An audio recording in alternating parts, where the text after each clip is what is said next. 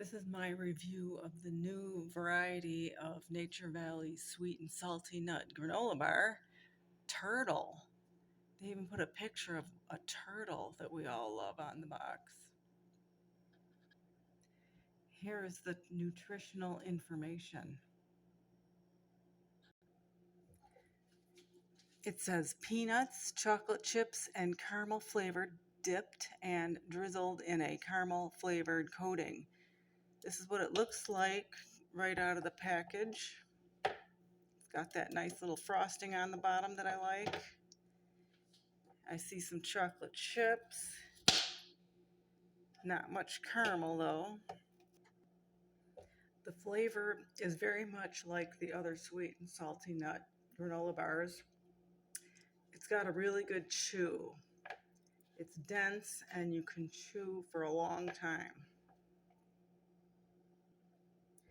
It's very sweet. It's satisfying. It doesn't remind me of a turtle. I might not even know it's supposed to be a turtle.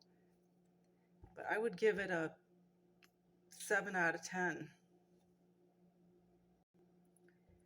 At only 150 calories, this would be a very satisfying snack with a cup of coffee. Thanks for watching. Please subscribe.